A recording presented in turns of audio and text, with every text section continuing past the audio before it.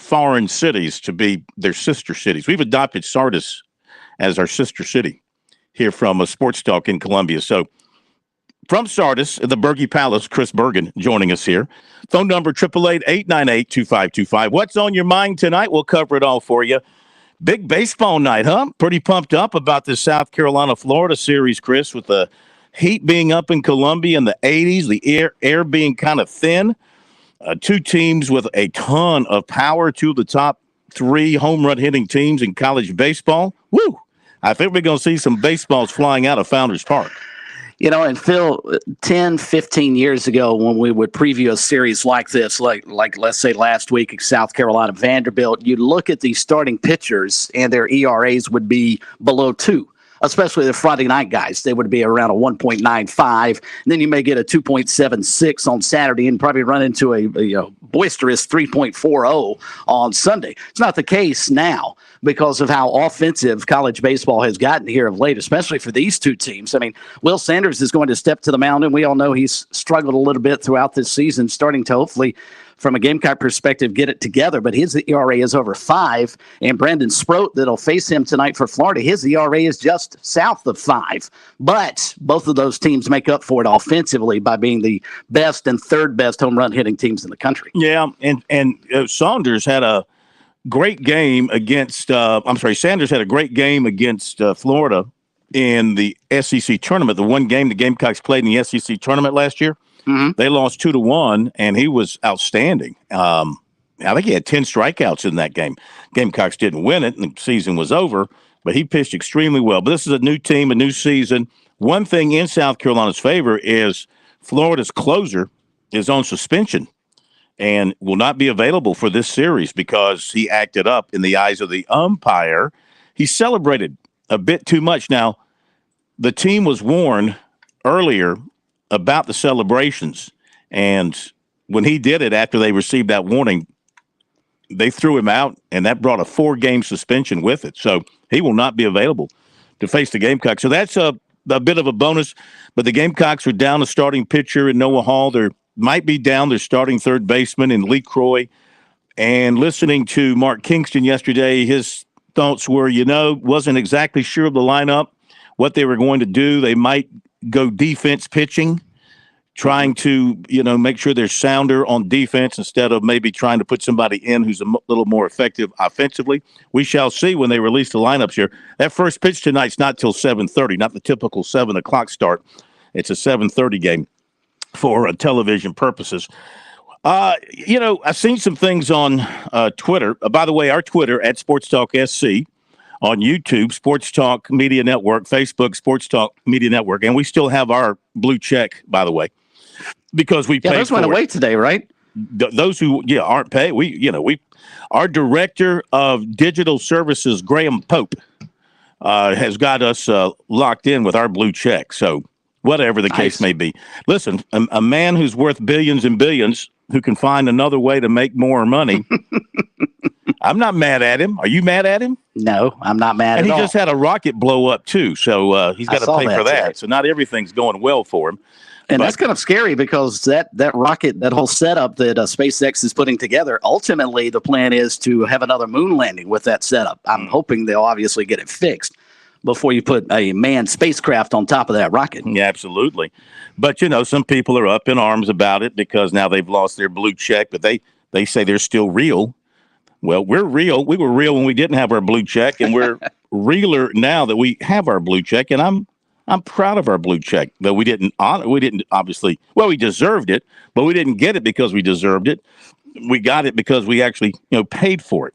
But anywho, some things on Twitter about Dabo Swinney and catching some flack. And David Hood talked about it last night, not in a flack standpoint, but from a matter of fact standpoint. Dabo Swinney said, yeah, they're at 88 scholarships. They are going to have to lose at least 3 players. Well, they lost one today. Malcolm Green put his name in the transfer portal, John. So that would knock him back, I guess, to 87. Correct. So it might resolve itself as time plays out.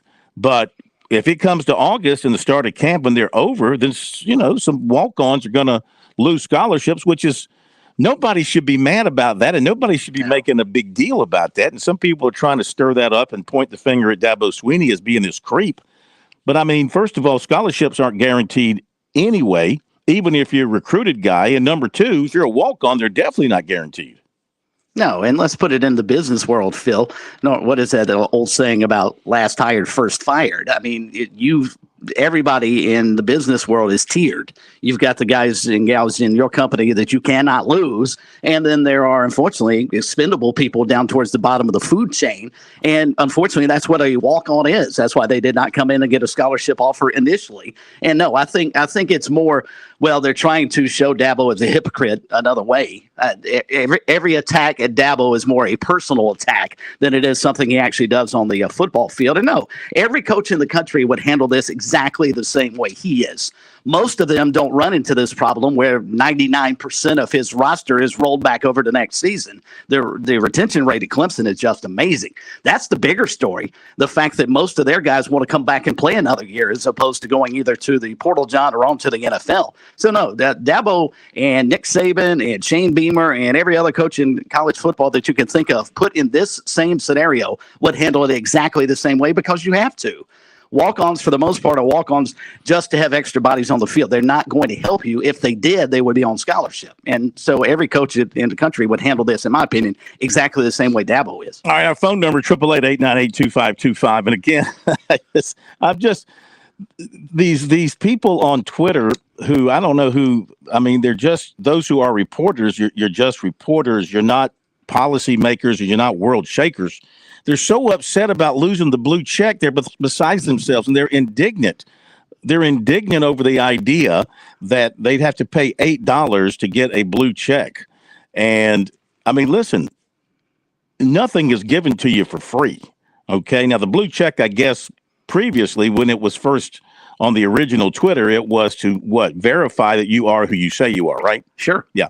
And as our followers, as the number grew and we had more and more followers, we went through that process, and we are who we are, but we never could get a blue check for some reason, and saw folks with a lot fewer followers than us who had the blue check. I don't know, we were maybe doing the process wrong or whatever, but our digital manager, he doesn't know he's that, but I call him that, our digital director, Graham Pope, he took care of that for us, and the blue check is there, and we're going to keep it there, I guess, for the foreseeable future. I mean, I don't care or not. What difference does it make? You know who we are, and you know that we're real.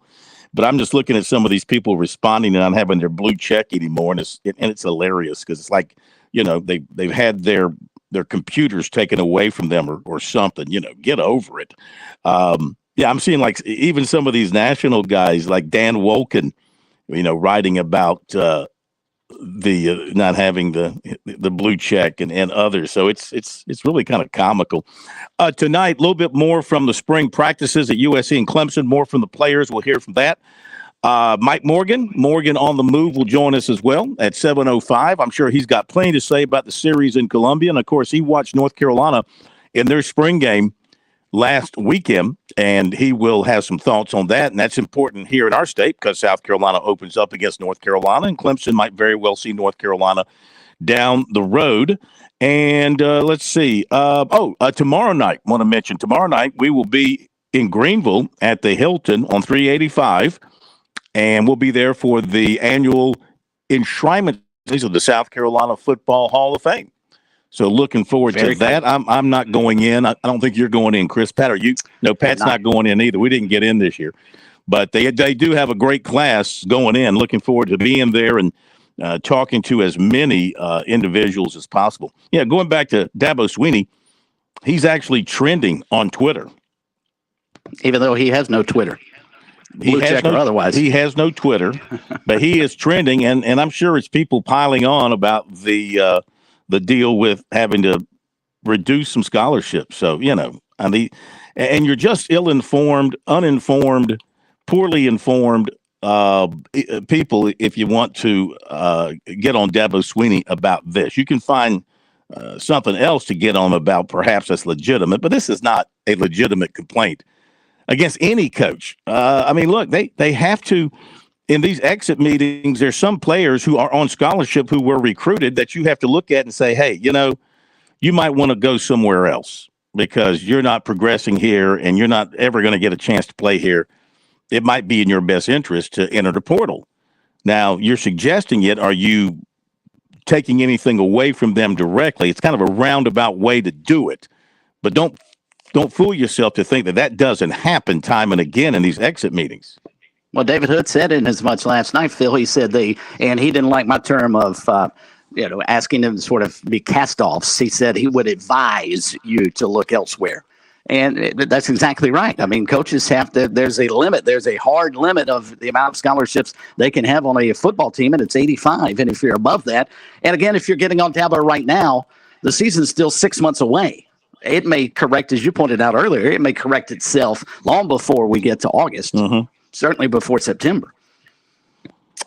All right, so we shall see what happens with that moving forward. Our phone number, 888-898-2525, South Carolina Education Lottery lucky number here on Sports Talk. Going to take a bunch of your phone calls here coming up in just a moment. And a reminder that our phone number, 888-898-2525, the South Carolina Education Lottery lucky number, brought to you by the South Carolina Education Lottery. And since 2002, more than $174 million in lottery proceeds has been used to purchase, maintain, and fuel over 2,000 school buses in South Carolina. You can learn more about the lottery's impact at sceducationlottery.com/educationwins. And playing for fun is a win for education. Shall we go ahead and go to the phone calls? We got some calls lined up, so why don't we go ahead and get those rolling, and we'll get into other things as we continue tonight here on the program. Tiger Bryan up in Lancaster, we welcome you to Sports Talk tonight. To bat leadoff, welcome in. How are you? Hey, man, I've had a great day. Hey, thank God for this beautiful weather we had in South Carolina. I hope it's pretty down there where y'all at. Gorgeous. It's gorgeous. Hey, look. Y'all don't worry about no blue check. Y'all need a golden check, good as y'all are. Yeah. You know what I mean? Yeah. I mean, I was kind of, I was like, I done karate. You got white, blue. Before you get green, then you go to brown belt. You know what I mean? I like, they way down there before you get black belt karate. You know what I mean? I was like, man, no.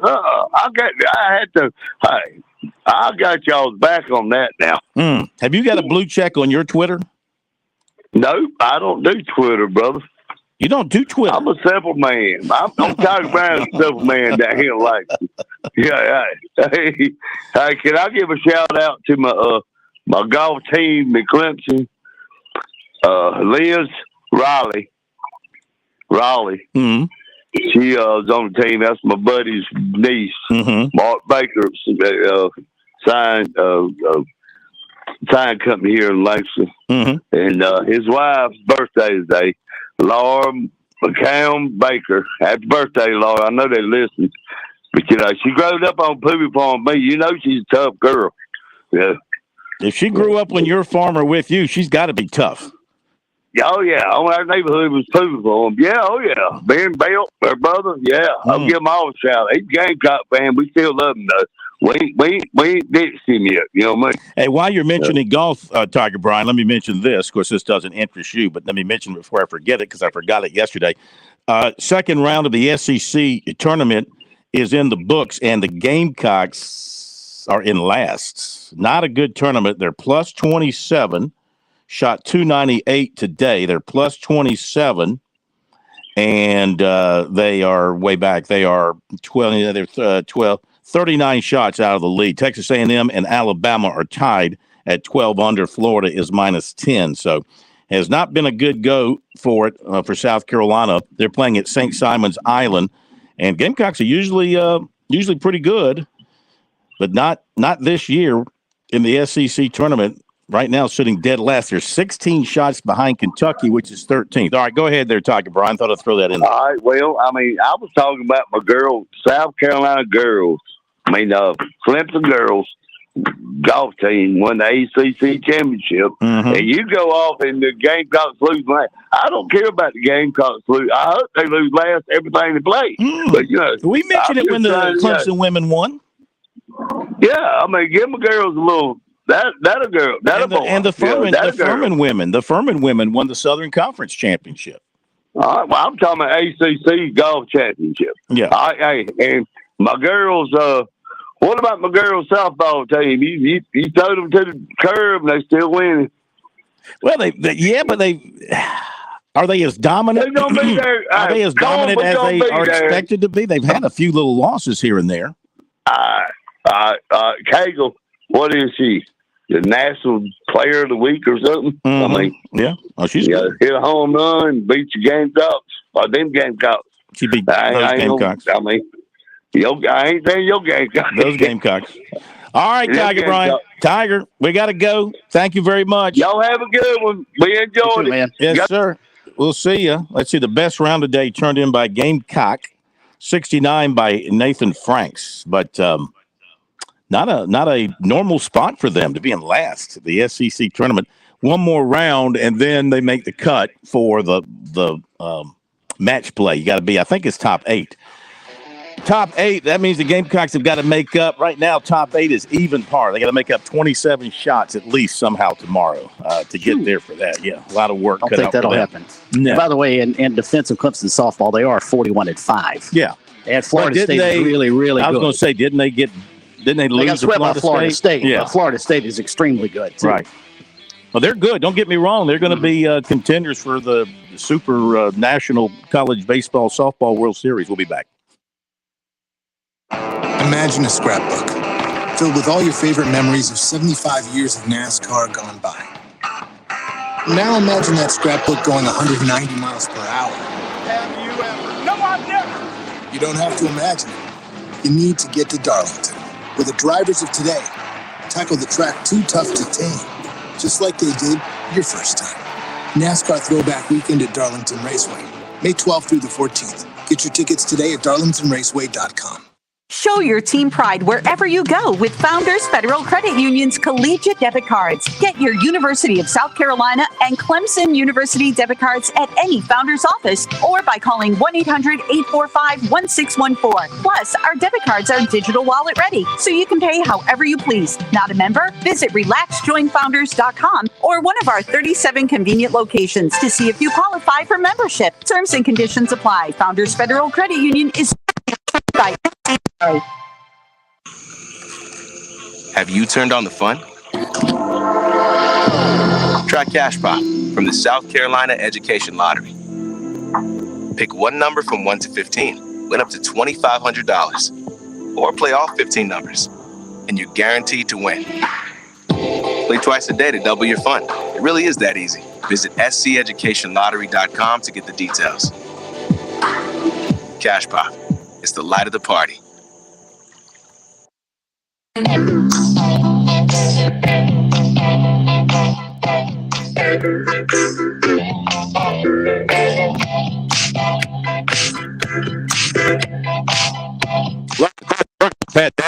Corn Blue. Sports Talk Network updates some baseball. The happy news out of the stadium in the Bronx: 6-3 Yankees over the Angels in the bottom of the 7th. Did you notice, by the way, the Yankees the other night, it was the 100th anniversary of the opening of the original Yankee Stadium in 1923. The Red Sox beat the Twins today, 11-5, and let's see, that is it. I think that's it for the afternoon baseball to this point. And what are the Braves doing tonight? Braves lost yesterday, and I think they are off today. Must be off today. Don't see them. Kind of a limited amount of games today in Major League Baseball. Let's continue with the phone calls, 888-898-2525. And as we do that, let me tell you the South Carolina lineup for tonight. Brewer is going to bat leadoff and play left. Wimmer at short, Petrie in right, Messina behind the plate, Cassis at first. Braswell is going to be the third baseman. Horning will be the DH, Stone in center, Tippett at second, and Sanders on the mound. So they are without their season-opening second baseman, their season-opening third baseman, and one of their starting pitchers. Yet they're able to continue to win. If they can win this series with a patched-up lineup, that tells you something about the quality of depth that they have. But I think it's going to take some timely hits and a lot of power. I would imagine if they're able to hit these guys, going to take some of that. Brandon Sproat, 5-1 with a 4.96 ERA, a whip of 1.14, and he has allowed 27 earned runs in 49 innings, 69 strikeouts, and he's given up 6 home runs. Will Sanders is 3-1 with a 5.03 and a whip of 1.36, and he has allowed 22 earned runs in 39 and a third innings. So he really, well, he's allowed 25 runs, 22 earned, so he's had a little bit of some defensive lapses behind him. 16 walks, that's been the thing with him. He has not been as sharp. 16 walks in 39 and a third and 45 strikeouts. He's given up 7 home runs. So he's got to find his control tonight. I think that's going to be crucial for him. You look at the team. Can't afford to walk anybody on this line. The lineup, because you're throwing them extra outs and extra base runners with the power these two teams have. That's a recipe for disaster. And we were touching on this last night. I went back and double checked these last 4 series for South Carolina, not 3 in a row, as I think I mentioned last night, that they start on a Thursday. And this is the 3rd series this year for Florida that they have started on a Thursday. Do you think the SEC is slowly trying to transition into having Thursday, Friday, Saturday series going forward as the norm, as opposed to Friday, Saturday, Sunday? They might, or it just might be an extra TV night for them. Mm-hmm. You know, just stretching out the entire conference baseball weekend from a Thursday to a Sunday. Listen to these numbers for the top of the Florida lineup. Wyatt Langford, he's batting .389. Jack Caglione, he's batting .382. He'll also pitch on Sunday. Josh Rivera's batting .400. BT Riopel, he's batting .285. Transfer from Coastal. Oh, it's Riopel. Yeah, transfer from Coastal. Yeah. He started his career at Coastal. How about that? Luke Heyman batting .348. Cade Curlin. There's not an easy at bat to face if you're a pitcher in that lineup. Cade Curlin's batting .326. So, all right, let's go back to the and Andy in Columbia. You're next. We kind of squeezed you here. If you need to hang on, we'll hang you on. Keep you on through the break. Welcome in. How are you? All I have to say is this, Corn. I have no idea. Don't eat gefilte fish, so don't put Andy in gefilte fish.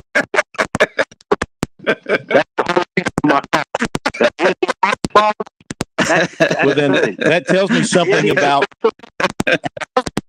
the depth of your fiction. No, my father was the gefilte fish king. Now, me and my brother looked at him going, what the H are you doing? That stuff out of the jar, you call that a fish? I mean, it's not a fish, it's a gefilte fish. That's a difference. But you don't eat gefilte fish just alone. You got to smother it in horseradish. That's one of the things you have to do to make it worthwhile. You put horseradish on it, you put enough on there, it makes all the difference in the world. Corn, you can put horseradish on dog do, and you'd probably think it's good too. I picked up about a pound of that today, as a matter of fact, in the backyard.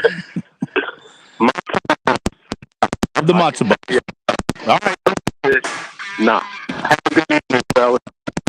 See you, Andy. Andy, a drive-by caller tonight on. For those who don't know, I kind of threw that at him after his call last night. We'll hit the break out of the hour. You want to join us? 888-898-2525 is the number. We'll be right back.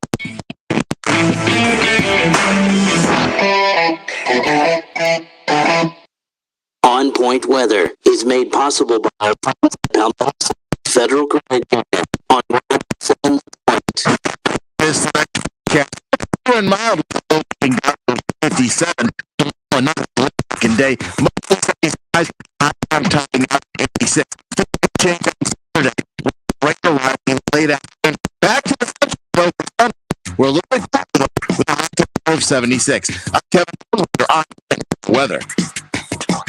Are you looking for free and free savings? Dave Ramsey here, telling you to go see my friends at Palmetto Citizens Federal Credit Union. They're not a that's so big, you lose the ability to treat you like a human being. Citizen, you're not just a number, you're a member. Today, any of the 13 locations or at membercitizen.org. Insured by the NCUA. With SRN News, I'm Chief Jens Stoltenberg finally declared that Ukraine's is in the military alliance and pledged more support on the visit to Kyiv since Russia's invasion just over a year ago. Ukrainian President Volodymyr Zelensky urged more from them, including warplanes, artillery, and armored equipment. The NATO chief has been instrumental in marshalling support for members. Kremlin has various justifications for the war, but repeated Thursday preventing Ukraine from joining NATO was a key goal behind its invasion. The number of people killed on U.S. roadways decreased slightly last year. Officials say the almost 42,725 people who died is still a natural crisis. On the street, the down by 10 points. This is SRN News. West Coast is being manufactured against the entire market. Event. Not sure the best that trophy wild hot hunt. No one wanted to be a hot hunt setup. Then check out energetic silent and their patent out can. Perfect for the hunt. So go ahead to get a weekend sample. Don't miss the perfect opportunity to find any of these products that each weekend. Tractor, silencer, handgun, come by and manufacture and test out their products. Price makes April a great month to shop for upcoming hunting adventures. Hunt that goblin with a new shot or build that wild coyote rifle with a thermal night vision and a silencer. Or bring home a big or on home defense and protection.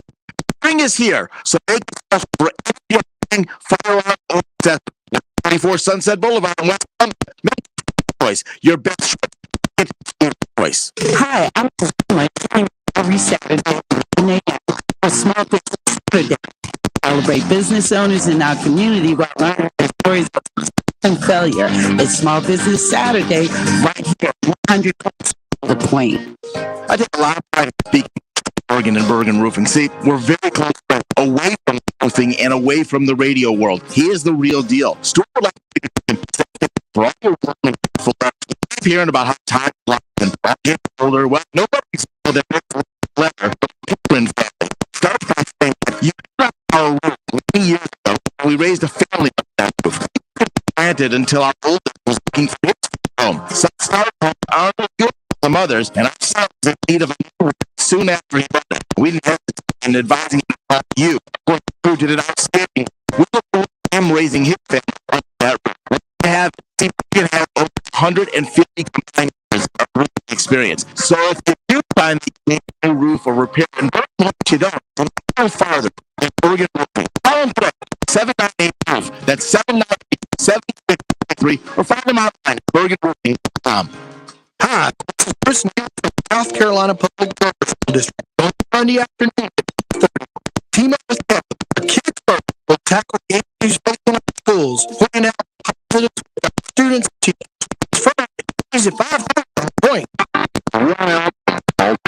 Political talk and still hearing more in Washington close to control. Give actual control of your money and your life. I'm and taking your is at 2 p.m. I'll teach you what on a written contract works, but I definitely at 2 p.m. 100.7.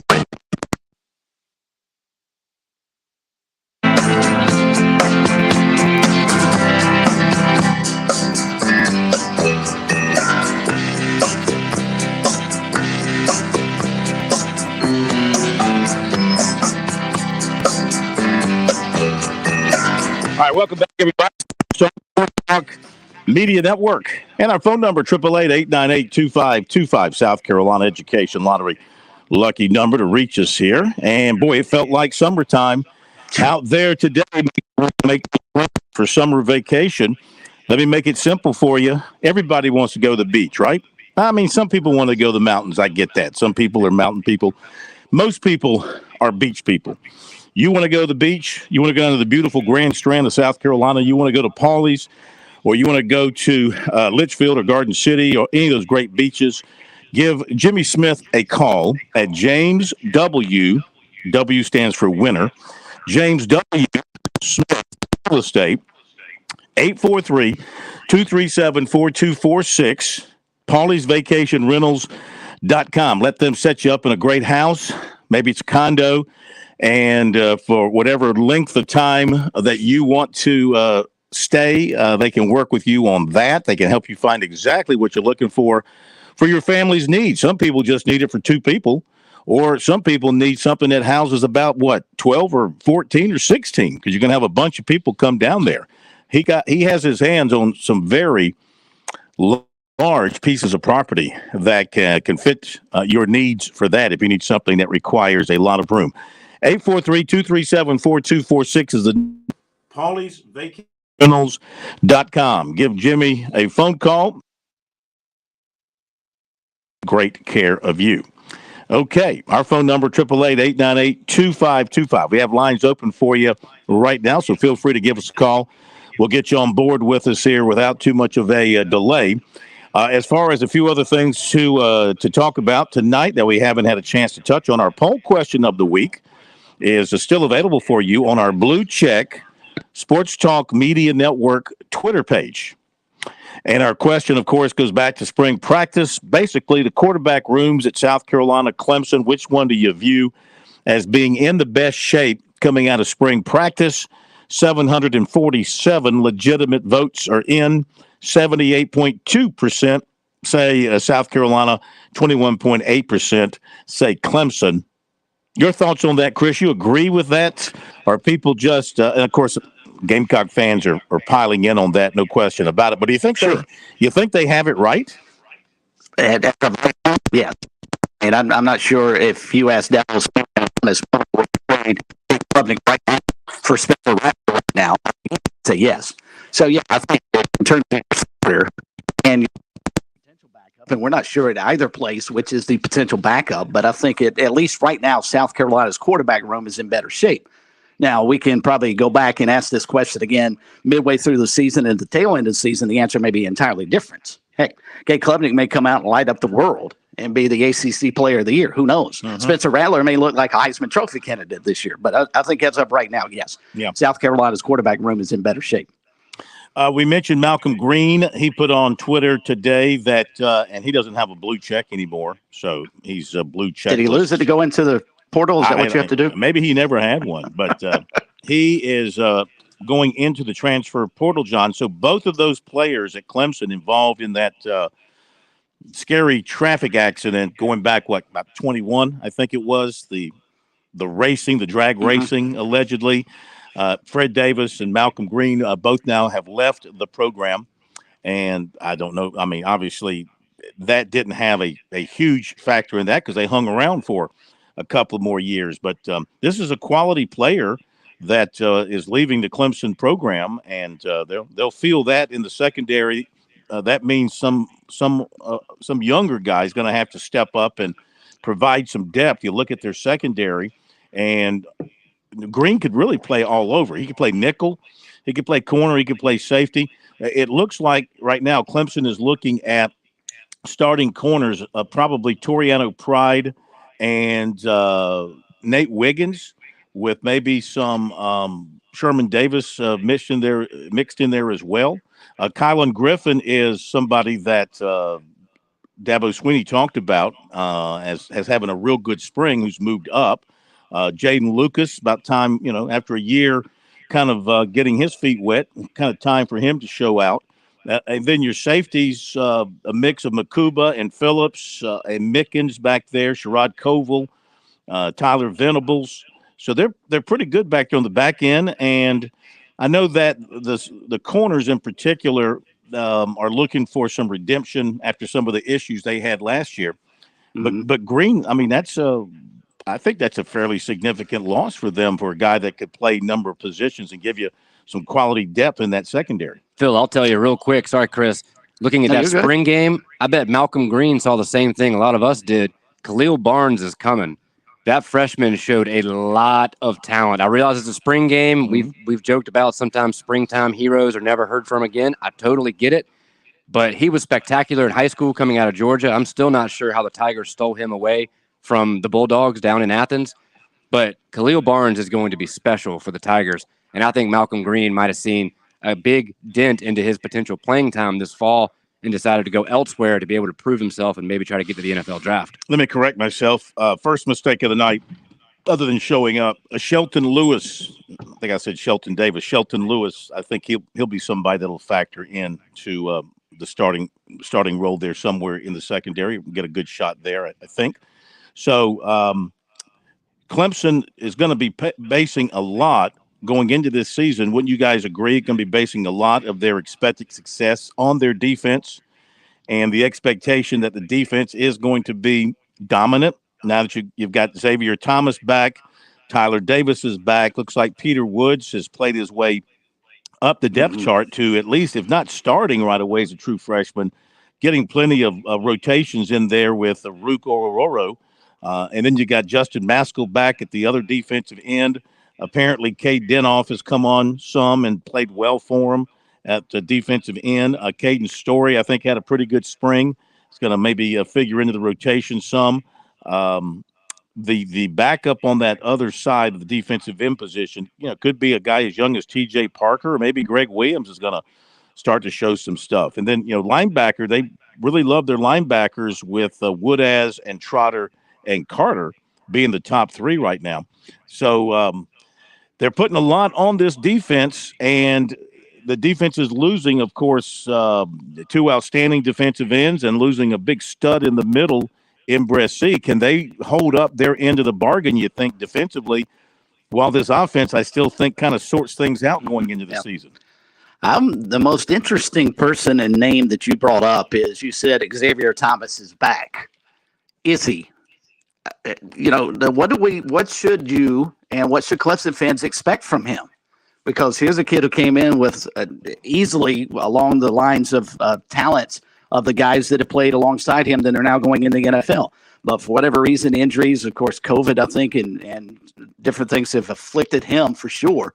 I mean, should we expect the Xavier Thomas they brought in from Wilson High School over here in Florence when he first stepped on campus, or is his, because of the injuries and everything else that has bothered him, should we expect too much out of him this year? Yeah, that's a good question. He really had, his health situation.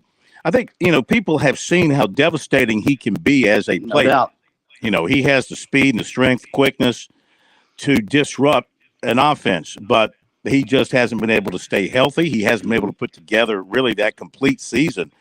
But having him back is indeed a bonus. And he's also, he was very, very good, but he was never really able to clear out a path to be a absolute starter ahead of some of those other defensive ends. They were so deep at defensive end at the time he came in, and they continued to recruit outstanding defensive ends, and they built that position up to such a point where he wasn't getting all that many snaps, and then of course he had the injury situation. This is going to be his chance to go out and play 45, 50 snaps a game on defense if they're required to be out there that much, and really pile up some big numbers and really help his draft stock for 24. Oh, I think so. And I don't think you could be happier for somebody who's gone through a lot of stuff off the field, and him being a PD guy. I'd like to see him actually have a good season this year just to live up a little bit to the hype, because I think to this point, especially when he was coming out of high school, he was so dominant in high school, as most players at the FBS Power 5 level are. But there was so much on him going in. And as you pointed out, Phil, he was a really, really good player, but he had elite talent around him and, quite frankly, better talent than he is. So I'd like to see him, cap off his career maybe with a solid season. I think it'd be good for him. And I'm sure we mentioned this last week. I can't recall, but just an update on his health. Xavier Thomas did tweet out from his personal Twitter account last week. Phil, I'm not sure if he has a check mark or not. I'll get back to you on that. But he did tweet out that he is officially 100% and recovered from his foot injury and is expecting a big season. But to Chris's point, we've heard that when he's available and when he's able to play, he has shown flashes of brilliance. It's been a lack of consistency. and then avoiding that injury bug. So we'll see what he's able to do this year. Yeah. If you don't have a blue check by your name anymore, you don't exist, as far as I'm concerned. If you're so cheap that you can't pay, what is it, $8 a month that Elon needs to buy food, to put food on the table for him and his family, if you can't afford the $8 to help a businessman out, I mean, what's wrong with you? I wonder what's wrong with you. Okay. 888-898-2525. I mean, you look at the returners on the Clemson defense, and my second mistake. You know who I was trying to think of in the secondary, and I got it wrong twice. Sheridan Jones. Sheridan Jones is who I should have been talking about. But the Tigers do return 1, 2, 3, 4, 5, 6, 7, like 8, 9, 10. They return like 10 of their leading tacklers from last season are returning. I mean, they lose Trenton Simpson. They lose KJ Henry. That's 2. They lose Miles Murphy. That's 3. Everybody else of their leading tacklers from last year are back. So that should say something about their defense. And then you got Justin Maskell, who played a fair amount last year, is going to get his chance. So yeah, I think defensively they're going to be tough once again, or have the opportunity to be tough. How well they play, they didn't play at times all that well under their new defensive coordinator at the time last year, Wes Goodwin. Now they've got another full off season, another spring with him, and maybe he'll have a little bit better idea as well. Following Venables is not an easy task. No. And maybe I don't know if he was caught up in the shadow of that some, and maybe, I don't know. I'm not saying that he did an absolutely terrible job with the defense last year, because they weren't terrible, but in some areas they could have been better, and he probably realizes that. And maybe now, after having that year behind him, he's going to be better as a DC. Well, and they weren't terrible, but they were average at best in pass defense. They were exceptional against the run, so teams decided, well, we can't run it against that front four, so let's just throw it on them. And they were in the middle of the pack of the FBS, and that was something Dabo talked about going into the spring. They have got to get better and more aggressive, and he pointed out the secondary, that they've got to play better against the pass this season, or they're going to have what for Clemson is a subpar year, 10-3. But I think you're right. I think that defense, they can lean on that, and that's not necessarily the worst place to start. Clemson's defense has been their DNA and their calling card for a long, long time. And if they've got to start the season leaning on that defense, I can think of worse ways that Dabo could go. If they do not make the playoffs this year, this would be what, 3 years in a row? You mentioned 10-3, and I mean, again, in most places that would be celebrated greatly, but not at Clemson. I mean, they did that last year, and people weren't real happy about it. In fact, they had to be scolded by Dabo Swinney about not being happy about winning 10 games. But that's the creature that he has built. If they don't make the playoffs for a third straight year, I mean, I know everybody among the elite, the blue bloods in college football, they've all had their little ups and downs. How long of a streak has Alabama had of not making the playoffs? Consecutive streak. Or Ohio State. Or who else? Oklahoma. Of the regulars, and you know who I'm talking about. Have any of them had streaks longer than, say, 2 years in a row? Have to go back and look at that and see.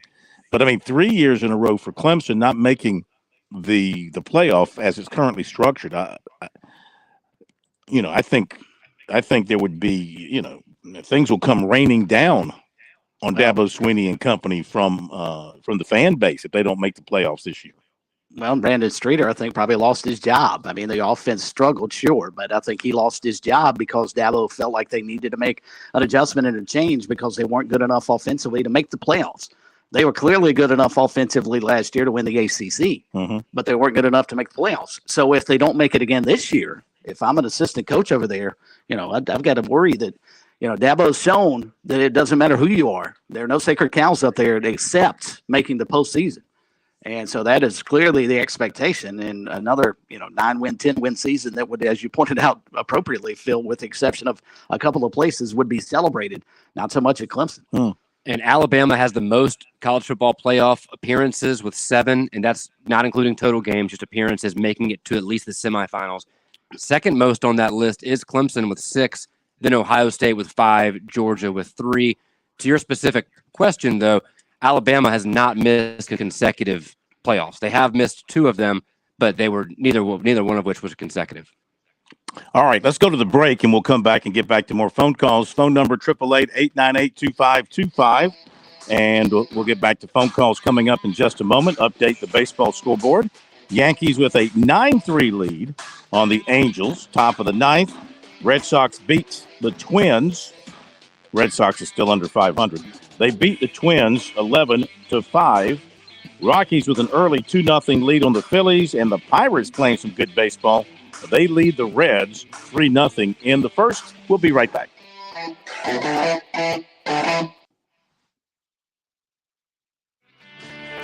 Major Downer here from the South Carolina Department of Natural Resources. Boating season is just around the corner. To make sure that your boat is ready, check your registration sticker and ensure it's current. Find your registration card, make sure your life jackets are in good shape, and check your fire extinguisher as well. For more information on boating or boat titling questions, visit dnr.sc.gov/boating. Parents ask, what's the best way to save for college? I'm State Treasurer Curtis Loftus, and my answer is always open a Future Scholar 529 college savings account. It's easy. You can get started online with any amount. It's flexible to adapt to your child's college dreams. And you can deduct 100% of your contributions from the South Carolina state tax return. So what are you waiting for? Go to futurescholar.com and see why it's the smart, easy way to save for college. futurescholar.com. Imagine a scrapbook filled with all your favorite memories of 75 years of NASCAR gone by. Now imagine that scrapbook going 190 miles per hour. Have you ever? No, I've never. You don't have to imagine it. You need to get to Darlington, where the drivers of today tackle the track too tough to tame, just like they did your first time. NASCAR Throwback Weekend at Darlington Raceway, May 12th through the 14th. Get your tickets today at darlingtonraceway.com. You know what it is. Black and yellow, black and yellow, black and yellow, black and yellow. Yeah, you know what it is. Black and yellow, black and yellow, black and yellow, black and yellow. Yeah, you know what it is. Everything I do, yeah, I do it big. Yeah, screaming that stuff. When I pulled up. Continue with your phone calls now here on Sports Talk as we approach the top of the hour. Mike Morgan coming up, some recruiting as well, and more. From the locker rooms, USC and Clemson after spring practice for those wrapped up last weekend. So we go back to your phone calls, and we head to, is that Andy? No? Andy? No? Not Andy? Sam. Oh, Sam in Charleston. Sam, welcome into Sports Talk. How are you? Phil, Chris, and Pat, you guys are doing well. I have a golf question for you. Well, you've come to the right place. How can I help you?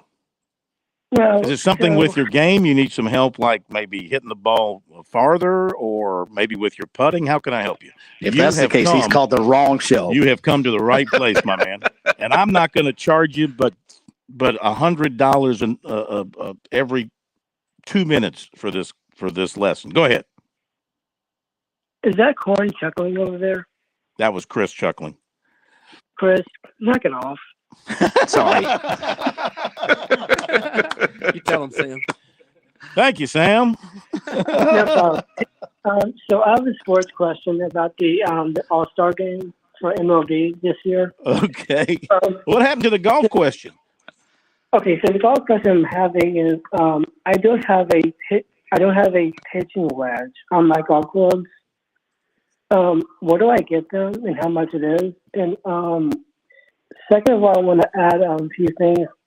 Who won the RBC Heritage golf thing? Who ended up winning? Yeah. That would be Fitzpatrick.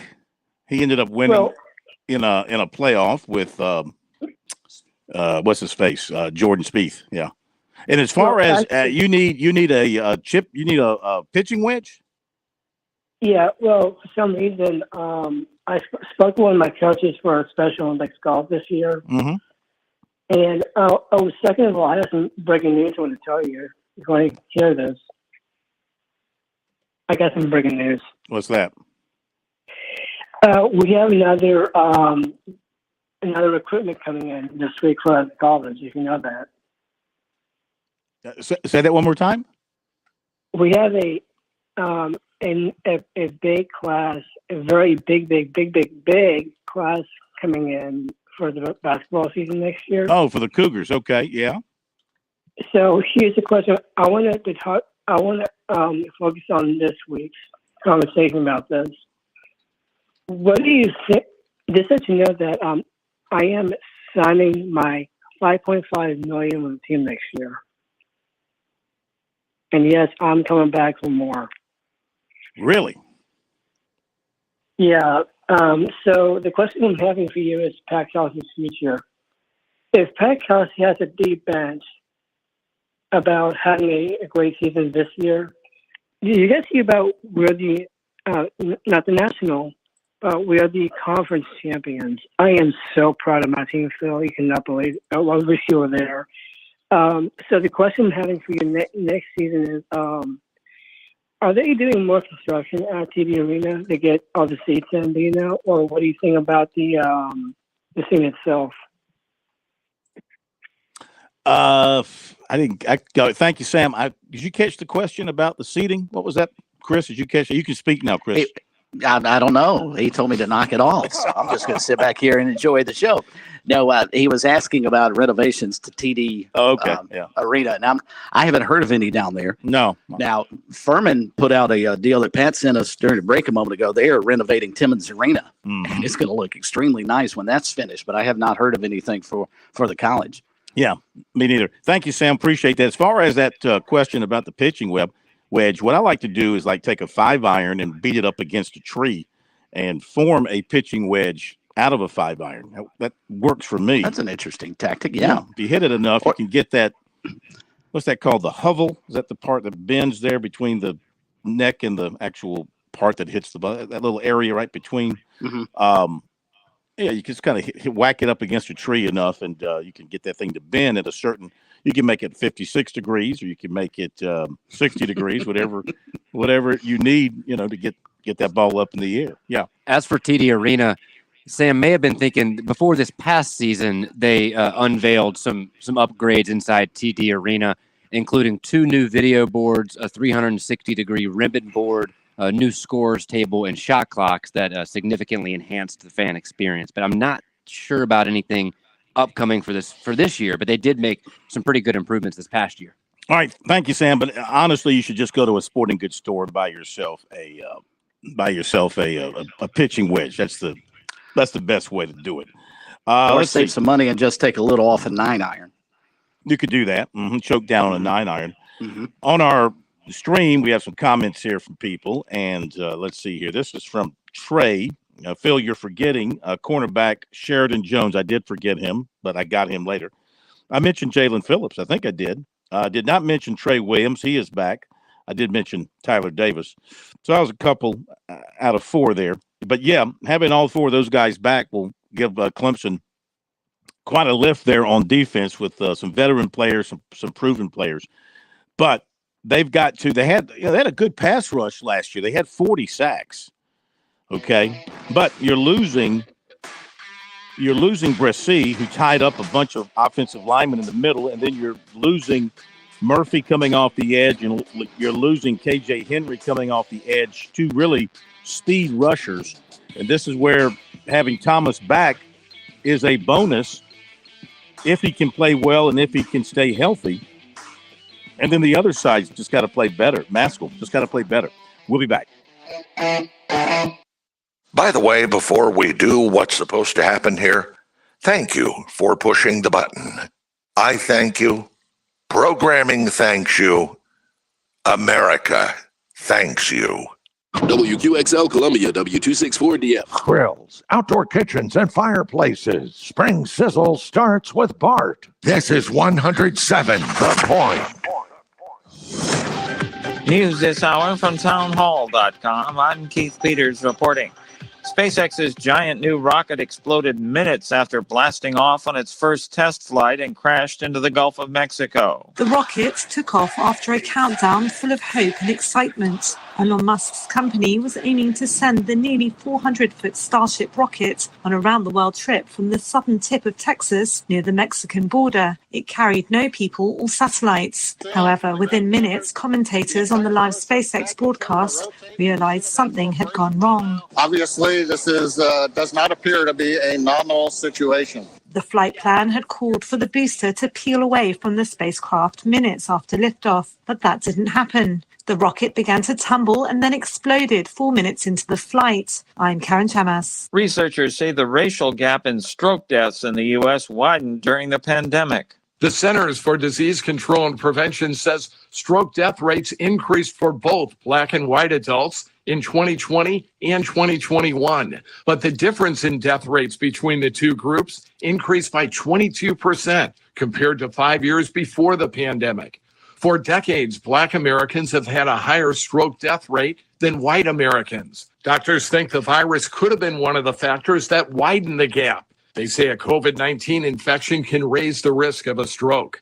Doctors also believe some people may have been reluctant to see their doctors during the pandemic out of fear of catching the new virus. I'm Mike Hempen. Attorneys general in 17 states want the federal government to recall millions of Kia and Hyundai cars because they're too easy to steal.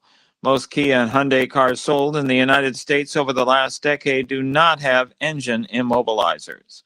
On Wall Street, the Dow down by 110 points. More on these stories at townhall.com. Relief Factor, pain relief that's natural, pain relief that works, and pain relief that attacks the source of the pain. That's the experience of tens of thousands of Americans who are taking Relief Factor right now. See their incredible video endorsements at relieffactor.com and then order your 3-week quick starter pack for just $19.95. That's less than $1 a day. Find out if it can work for you like it works for me by ordering your 3-week quick starter pack today. Relieffactor.com, relieffactor.com. Be the next success story. Foreman is the heavyweight champion of the world. On April 28th, experience the movie based on the miraculous story of George Foreman. George Foreman ain't no new champ. He is the new chump. Foreman is now. I'm not going to box anymore. I'm going to follow God. It's the greatest comeback story of all time. There's only two things I know how to do: box and preach and won't pay the bills. Foreman's 45 years old. The risk isn't losing, it's surviving. How can you beat that man? I'm going to do this my way. Big George Foreman, exclusively in movie theaters, April 28th. Rated PG-13. May be inappropriate for children under 13. 6. More schools are embracing phonics. For decades, there have been clashes over how to best teach kids to read. Momentum has shifted lately in favor of the science of reading. To address pandemic learning loss, Atlanta has been one of the only cities in the country to add class time. Lanika Gilbert-Jackson teaches third grade. You really have to try to go back and catch them up from what they should have learned, some of those foundational skills, as well as still teach your grade level content, which is a challenge. It starts with spelling the words they don't know. She says her students are getting it. Spell it. Gilbert-Jackson says if they believe, then it's true. I'm Ed Donahue. The Senate passed legislation to reauthorize federal grants for local fire departments. The legislation stalled for weeks amid debates on amendments. Senators Mike Lee of Utah and Rand Paul of Kentucky were the only votes against the legislation. News and analysis at townhall.com. I'm Keith Peters. On Point Weather is made possible by our friends at Palmetto Citizens Federal Credit Union on 107 The Point. Here is tonight's forecast. We're clear and mild with a low dipping down to about 57. Tomorrow, another great looking day. Mostly sunny skies, the high temp topping out at 86. Now, things do change on Saturday with some rain arriving in the late afternoon. Back to the sunshine, though, for Sunday. We're a little bit cooler, though, with a high temperature of 76. I'm Kevin Cohen with your On Point local weather. WQXL Columbia, W264DF. Grills, outdoor kitchens, and fireplaces. Spring Sizzle starts with Bart. This is 107 The Point. Ooh, I like when you press that button. Yeah.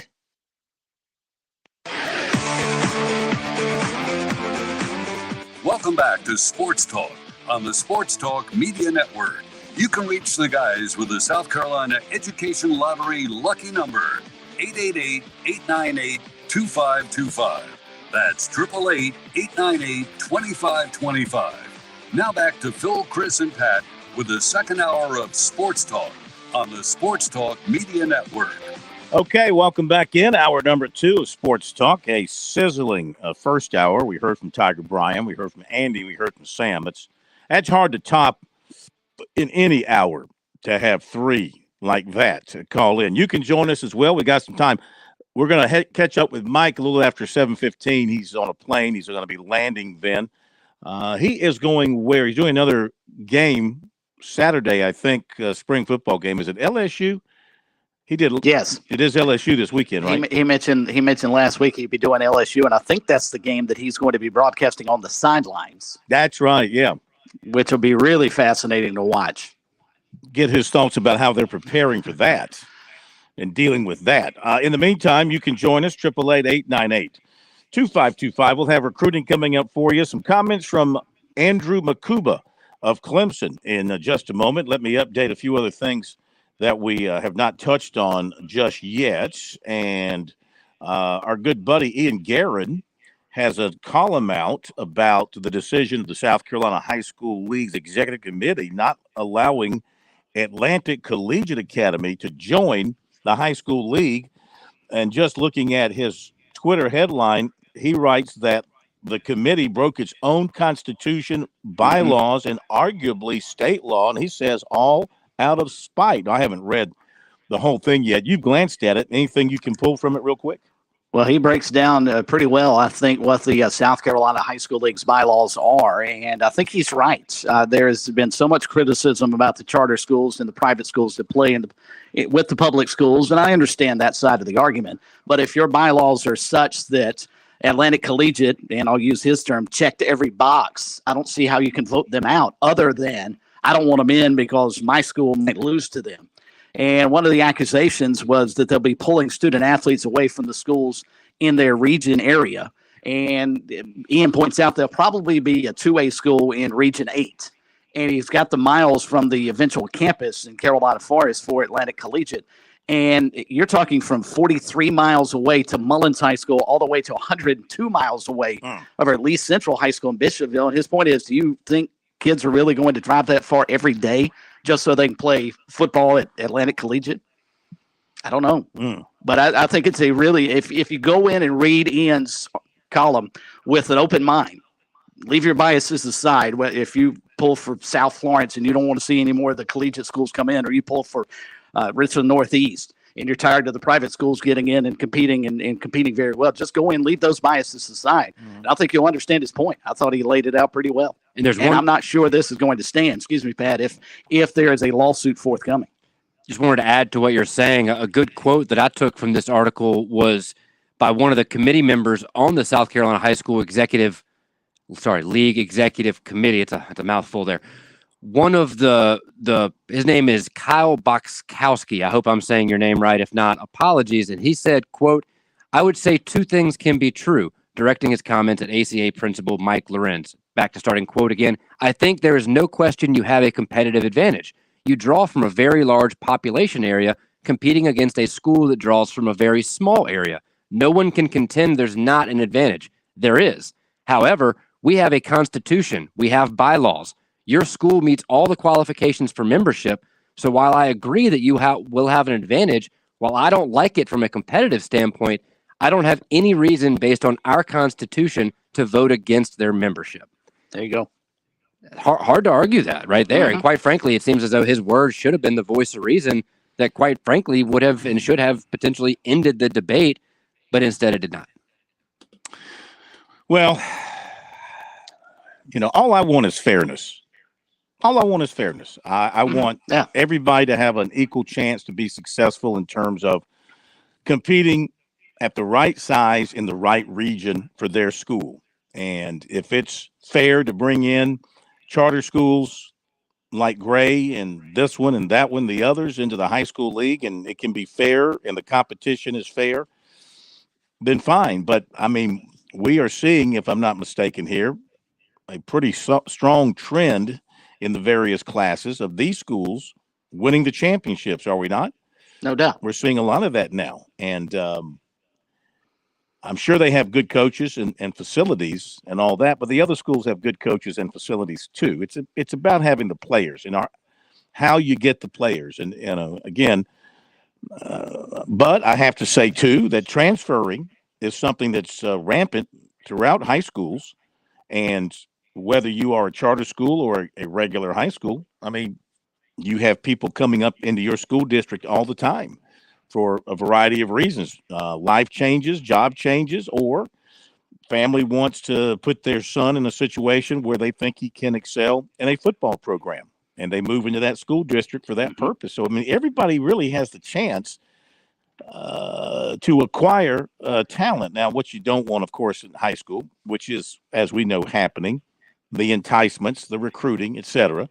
And if you prove that that's going on in these schools, then that needs to be stopped immediately. But I don't know how you prove that. No, and as Pat pointed out, reading through that column, if the high school league wants to correct this, they've got to go rework their bylaws. And they're basically going to have to put in there, unless you're a publicly funded school in our state, if that's the direction they want to go, they've got to, I think, lay that out verbatim, saying charter schools and private schools will not any longer be allowed to play against public schools in the South Carolina High School League. Until they do that, Phil, we're going to have these problems crop up every couple of years when another charter school opens or another private school opens and they want to apply for membership. And clearly, just going by the bylaws that the high school league has and the restrictions they don't have, they should be allowed in. It'd I'm be like nice. you. I'm not sure I like it, but hey, they need to go fix it then. Well, we don't have enough of them to have a situation like they have in the northern big cities. Right. Where where they're in their own deal. Yeah, they're in their own league. They play their private school championships or their Catholic league championship, whatever league they happen to be in. But they got a bunch of those schools, and they're all tied in there together. You're not having to travel 50 miles or 70 miles. You have to travel 25 blocks between schools in like Philadelphia and New York and places like that, Washington. We don't have that luxury here in the state. We don't have that many, and they're all spread out. So if you said, okay, you just play in your own league, well, if you took the private schools, charter schools, and you put them in their own league, I mean, you would have like SCISA. Yeah, but at least SCISA, there's enough. I'm thinking about the teams that are in the high school league that are private schools, like St. Joseph's and what's the Christ Church. Yeah, but I mean, if you said, okay, go play with the charter schools and have your own league, well, then they'd have to drive clear across the state just to play regular season games, and that's not going to work out well for anybody. So I don't know what the answer is. I'm all for kids having a chance to play and play at their level and play where they want to play, but it's got to be fair. And I don't think it's fair for schools that only draw from the population that lives in their school district and only takes the boys and girls from their school districts and field their teams with those players to be put up against schools that can draw players from 50, 60, 70 miles away that can, now, and I know part of the argument on the other side is, well, these kids have been in our schools since they were in the 9th grade, They just didn't transfer here for their 11th or 12th grade. They came up through our high school. They've been with us since the 9th grade. And that's all well and good. That's still an advantage for you to be able to reach out into a population base that the other schools don't have that luxury, as I see it, So I'd like to see it resolved so that there can be an even playing field across the board there for everybody. And we don't have these complaints. We don't have these issues. But looks like we're going to continue to have these complaints and continue to have these issues for sure. Let's see what else is going on. Steve Spurrier, 78th birthday today for the HBC. Hope he's feeling well and able to get out on the golf course and do his thing. USC captured, this is something they put out, their 5th straight Palmetto Series trophy. They won this year's head-to-head competition with Clemson with a final score of 8-5. The Gamecocks swept the Tigers in the 4 major sports. First time they've done that in a number of years. Football, men's and women's basketball, and baseball. They'll get the trophy during the Furman football game on September 9th. The Gamecocks have never lost the Palmetto Series. They're up 5-0 in the Palmetto Series all time. Wasn't one of the criteria, or at least the points of availability when this first started, wasn't it the blood drive the week of the Carolina Clemson game? When did they change it over to most current life scholarship recipients and most current Palmetto Fellow Scholarship recipients and most entries into the lottery's rival play promotion? Shouldn't this just be stuff on the field or on the courts for the Palmetto series? I mean, I don't quite understand some of the other things they've added to it. So each school has, scholarship recipients. That's great. I think it's wonderful. Yeah. But if this is a purely athletic deal, I don't quite understand adding those to the mix. Yeah, I get the blood drive thing because that was part of it, and that was sort of like another because they do have a competition between one another for the annual blood drive. But I wasn't aware of those other angles that you mentioned there. So that's I had not heard of that either until I read the release today. Yeah. Okay. Pitching plans for Clemson, NC State. That series begins tomorrow. It'll be Ethan Darden starting for Clemson on Friday, Austin Gordon on Saturday, Caden Grice on Sunday. Wolfpack will start a right-hander, Logan Whitaker Friday, a left-hander, Dominique Fritton on Saturday, and TBA on Sunday. Yeah, well, let's go to our break, and we'll come back and catch up with Mike Morgan. And can we do that? We can't do that. Direct me. Tell me what you want to do. And I will say we can, but we already have him on the line. But maybe we can get him to wait. But why don't we hold the break over and go ahead and go to Mike? Let's go ahead and do we got Mike on the line. Let's don't let Mike wait too long because he is definitely a man on the move. He was in Chapel Hill last weekend, and he's headed down to Baton Rouge this weekend for another SEC or another college football spring game. So let's bring Mike on. Mike Morgan on the move. Brought to you by Visionaire Solutions. No one else offers this. Based in South Carolina, Visionaire makes sure the air you breathe in every day is both healthy and safe. Visionaire Purification makes sure your home is air pollution free. No more viruses, no more mold, bacteria, nothing stale, no stale odors. They make sure your home is full of clean air. And also they offer HVAC duct cleaning and sanitation as well. So keep you and your family safe and healthy. Simply call Visionaire Solutions today. That number is 803-220-1811, 803-220-1811. Mike joins us on the move. The man jumps through or runs through more airports than O.J. Simpson. Not sure he jumps over any luggage or anything. Mike, good to have you with us tonight. How are you? Well, I haven't committed a double homicide, so I'm great. But you did talk with Tom Price one time and asked him if he ever murdered anybody. I did ask him if he ever killed a man, and I thought it was a legitimate question at the time. Yeah. But what was the score of the game y'all were doing? Didn't you have like a 15-run lead or something? You know what? It's somewhat not ironic, but coincidental that you would bring that up because that happened here at doing a baseball game at LSU.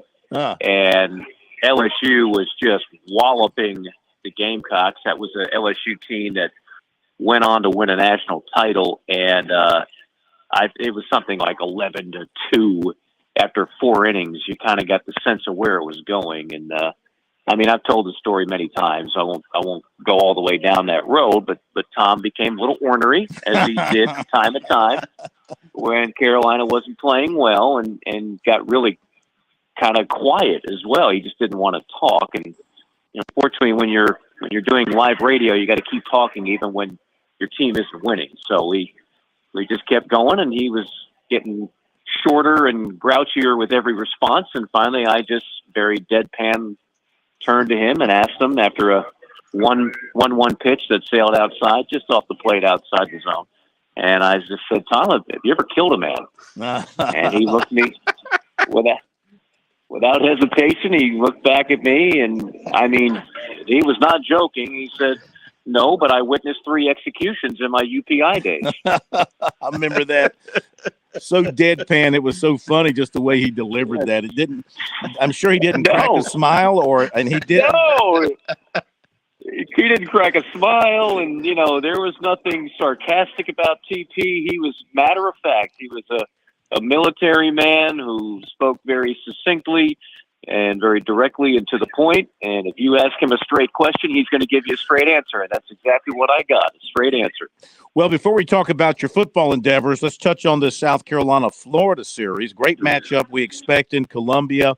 I don't know, with the power these two teams have, we're expecting a ton of runs to be scored. But then again, maybe the pitching is going to rise up. What do you think is going to happen over these 3 games if they can get all 3 in? Yeah, you know more about the weather than I do. I think it's a very good matchup. Again, this is it's not the final litmus test, but you look at these 3 series. These are the ones that I highlighted as really the most important stretch of the regular season to kind of figure out just how good this Gamecock team is. And I'm talking about LSU, which unfortunately was short-circuited a game because of weather. And then you just saw Vanderbilt. And now you've got Florida, and Florida's got some freaky good players. I mean, there's a couple of Wyatt Langford. I know last year I saw firsthand coming into his own, and the Castiglione kid has just incredible raw power. They've got some talent. You know, last year was kind of an off year for Florida baseball. It looks like they're back, and obviously Gamecock baseball is back in a huge way. So I think it's a great matchup. Yeah. I want to ask you about that. It's been a fun ride for the Gamecocks. Mark Kingston is certainly enjoying having the kind of season they're having. There's no reason that they don't fall apart from a health standpoint, especially, the schedule's going to maybe, lighten up a little bit, since they've gone through so many of the best teams. They still have to play Tennessee and Kentucky to come. But anyway, they have brought the fun back to the ballpark in Columbia. And what do you think of the job Mark Kingston has done? Why do you think he's been able to get it turned around this year the way he has? Well, I mean, Petrie would be answer number one, right? I mean, you got to have players. And last year, I could have told you in January that team wasn't going very far. His first year when they had talent, they went to a super. I believe that was his first year, right? Correct. Mm-hmm. And then clearly there was, for whatever reasons, there was some drop-offs in talent. You could argue 2 years ago they should have won at home against Virginia, but they didn't. But for the most part, I've done enough of this to know that you're not going to win a bunch of games based on your bullpen moves and your hit and runs and your late game substitutions. Like it's going to come down to players. Now, look, it's still a college game, and so coaching them up is big. You develop talent while you're there, and that's part of coaching as well. So you're responsible for all of the above. You got to bring them in and recruiting. You got to develop them over a 2, 3, 4 year span. And then, yes, I mean, coaching in game does make a difference. And I'm sure we can all look back and second guess some of the moves he's made, just like every other coach. But I would submit that the biggest factor is nothing that he's doing specifically different. I think it's more about the talent that he has, and this is one of his most talented teams by far since he's been to Columbia. Mike Morgan on the move with us here tonight on Sports Talk. And Mike, let's shift gears over to college football as you get ready for a spring game over at LSU. Dennis Dodd reporting from CBS today. At some point in time, I'm assuming it may have already been formally approved, but the NCAA's Playing Rules Oversight Panel was expected to formally approve some of the rule changes, including a running clock after first down, so it'll mimic what's going on in the NFL. You've covered college football long enough. Do you think that little minor change will actually speed up the games? I don't know. I don't know if I like it, first off, and I don't know if it really solves a problem, and I don't know if we had a problem. Unlike college baseball and Major League Baseball, where clearly time of the game and the lack of action, and that was an issue. And they had to speed it up. And I've been in favor of that for years. I think Major League Baseball really put its best foot forward and did that. And I know some people disagree with this. I think the game is better for it. It's going to be better for it in the long run. I don't sense that people watch a college football game and say, if only that was 10 minutes shorter. If you really want to make it 10 minutes shorter, do we need a 20-minute halftime? I know I'm going to offend some trombone players, but I don't think we need a 20-minute halftime. I do NFL games, and the halftime is 12 minutes, and then we get ready for the third quarter. And I can be honest with you, I don't know anybody in that stadium that says if only that halftime was 8 minutes longer. Like, nobody says that. So if you really want to shorten the game, I just think there's other ways to do it. But it's a big part of the strategy to have the clock stop on first down, and now you're going to take that away. I'm not sure if I'm a big fan of that. We'll wait and see. Maybe I'm being a little too judgmental early on. Maybe it'll grow on me. But I don't think we needed to do that. I think there's other things that could have been done.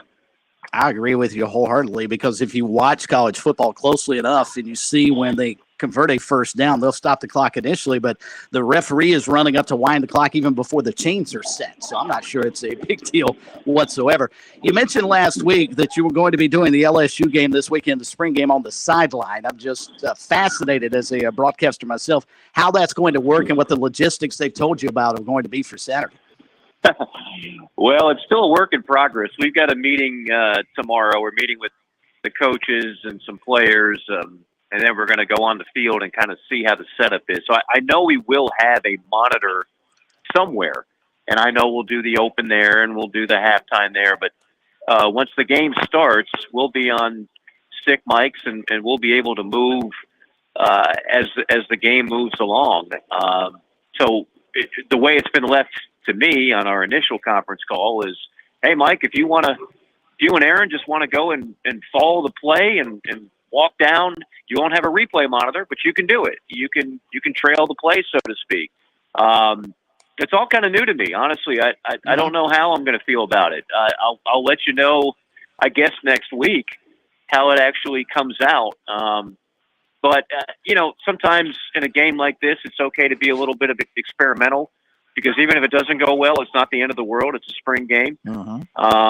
But it'll be a new one for me. Like I said, I've called football games from every vantage point in a press box or broadcast booth, everywhere from the goal line to the 50, everywhere from super, super high on top of a press box to down low, but never on the field and never right there near the action. So this will be unique. Yeah. Do you want to allow the student body at LSU to kind of lift you up and let you do Vital kind of? What's that? I'd love that. Yeah, sure. And while you're broadcasting, but they're pushing you back up through the stands. What's that called? They do that on their hand. What's that called? There's a name for that, right? There is a name for that. Body surf. It's a surfing type thing. Body right? surfing. Yes, body surfing. Is it called body surfing? Body surfing. So they could do that with you while you're calling, and you could say, "Excuse me, ma'am, sorry about that. Watch your hands." And you can call the play while you're doing that. I'm sure you're referring to the woman being handsy on me. That's what I'm saying. I said, "Excuse me, ma'am, watch your hands." Yes. I don't want to get in trouble here. But yeah, we can try that out. Sure. Real quick, we got a minute. What'd you make of the Tar Heels in their spring game last week? I think they're going to be better on defense. I don't think they're going to be great on defense. I think the Gamecocks are going to score points. Drake May is absolutely, positively the real deal. I mean, he is as skilled a college quarterback as I've seen in the draft coming out for next year. In the last few years, he's got it all. But I don't know if his supporting cast is elite. I think it's pretty good. I don't think it's great. So it's going to be similar to last year, where they're going to be relying a whole lot on one guy to put up a lot of productivity. But the hope is they don't have to try and outscore everybody like they did a year ago. I think they'll be better on defense year 2 under Chizik, but I still think they're not immensely talented on that side of the ball. Pat says it's called crowd surfing. That's right. Crowd surfing. That's what you said, isn't it? Y'all were close. I think I said body surfing, but crowd surfing. Oh, you said body. Well, we could body surf too. Crowd surf, body surf. All right, you enjoy Baton Rouge. I know you will. Thank you for being with us. We'll see you next week. Thanks, guys. Take care. Mike Morgan on the move here on Sports Talk Recruiting, and some football guys to hear from coming up. On Point Weather is made possible by our friends at Palmetto Citizens Federal Credit Union on 107 The Point. Here is tonight's forecast. We're clear and mild with a low dipping down to about 57. Tomorrow, another great looking day. Mostly sunny skies, the high temp topping out at 86. Now, things do change on Saturday with some rain arriving in the late afternoon. Back to the sunshine, though, for Sunday. We're a little bit cooler, though, with a high temperature of 76. I'm Kevin Cohen with your On Point local weather. Hey, Tiger fans, it's time to catch a ball game at Doug Kingsmore Stadium. For more information on tickets, upcoming events, and promotions, be sure to visit ClemsonTigers.com. That's ClemsonTigers.com. The home season is here, and you won't want to miss it. And don't forget, all kids 6th grade and under get to run the bases after every game. Hope to see you there, and go Tigers!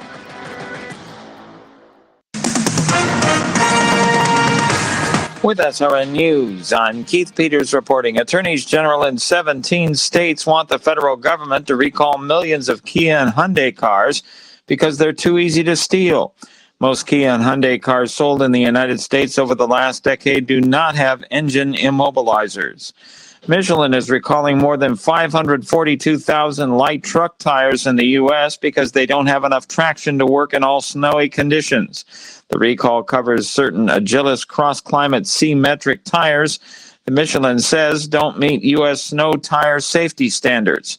The tire maker says in documents posted Thursday by safety regulators that tires without sufficient traction can increase the risk of a crash. On Wall Street, the Dow down by 110 points, the Nasdaq dropped 97. More details at srnnews.com.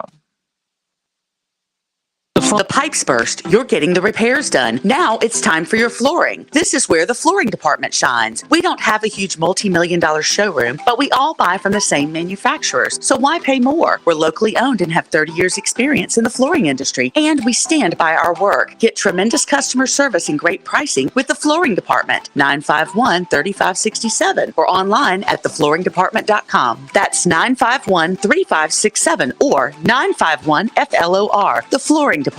Hi, this is Chris Neely from the South Carolina Public Charter School District. Join me Monday afternoons at 5:30 as I team up with Kev for Kids First. We'll tackle the issues facing our schools, pointing out the positives with our students and teachers. Kids First, Mondays at 5:30 on The Point. Excuse me, would you like some expert advice on how to reduce your energy usage and save money? Absolutely. Did you know that Dominion Energy offers its residential electric customers a free home energy checkup? Really? What's included? A customized energy report and free installation of energy-saving products for eligible customers. Does it take long? An hour or two at most. So how do I sign up? Go to DominionEnergySC.com and click Save Energy. DominionEnergySC.com. Here I come. Thanks for the tip. Certain restrictions apply. Hey, honey, I'm back from taking Dad to the doctor. How's he doing? Much better now. The diabetic ulcer on his leg is finally healing. That's great. He had that ulcer for weeks before you finally spoke to the pharmacist at True Pharmacy. Yes, and after a quick conversation between the pharmacist and his doctor, they came up with a great wound care plan with a new product that's really working. I'm glad they take the time to care. True Pharmacy, 2 locations, West Columbia on Charleston Highway or 3217 Divine Street, or visit us at truerxsc.com. Hello, this is Stacy Huff, host of Huff Nation Sports Zone, each and every Saturday, 10 to 11 a.m. right here on 100.7 FM, The Point, and also 1470 a.m. It'll be a fun trip around the world of sports. Huff Nation Sports Zone, check it out. Hi, this is Kevin Cohen. The Point is a unique radio station. We don't have a bunch of huge corporate sponsors, and we're not a part of a local group of 5 or 6 corporate radio stations. We're a locally owned and locally operated station. In fact, we're a family. We think community first. We're all about local. And if you're a small business owner, well, it'd be my honor to sit down with you, talk about growing your business with the help of The Point. If you've never considered radio advertising, well, it works, especially talk radio. Our listeners trust us. They trust and they support our advertisers. You'd be surprised just how affordable running some ads on The Point can be. So let me put something together, a customized package that fits your needs, your budget. I'm not corporate. I'm just Kev. Call me, 563-8558, or email me at kev@makethepointradio.com. That's 563-8558, or my email address, kev@makethepointradio.com. Let's sit down. Let's talk about partnering up. Let's talk about seeing if we can grow together.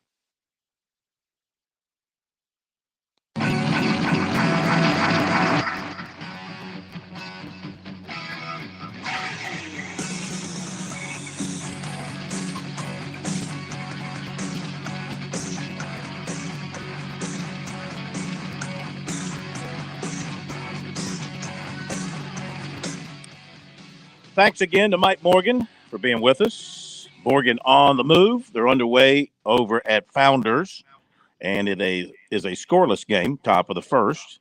One out, and Florida has a runner on first with a walk. We talked about Sanders needing to be on his game as far as being sharp and not giving free passes. Can't afford to do that, but he did one with the leadoff batter. Then he got a strikeout. So runner on first, one away.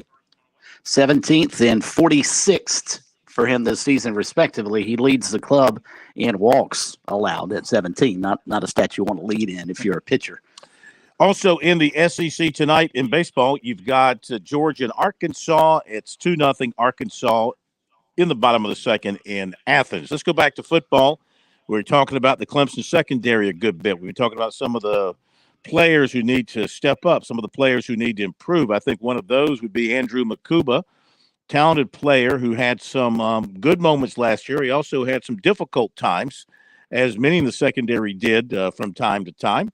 After the spring game, he was one of the players to talk with the media about the spring and the progress that the defense, the secondary, and he personally made in the spring. First of all, just kind of tell us about the spring in its totality. How did everything go this spring? Have you seen the team improve in that time? This spring, I feel like coming off last year, obviously everybody had a chip on their shoulder. Everybody came in focused and locked in. So, we were just competitive every day. Everybody was getting better every day, going at it. From O-line, D-line, linebackers, DB, running back. Everybody was just going at it. Because of what happened last year, everybody had a chip on their shoulder to go crazy. So, it's just been like that, Me personally, I feel like I had a pretty good spring. Learned a lot, improved a lot, and, kind of got better in the areas I was really focused on, and I'm really proud of that for myself. Big interception, big return today. Tell us what you saw. I was just in the hole, and then, the quarterback obviously threw the ball. My boy Nate, he got that side locked down, so he knocked the ball out.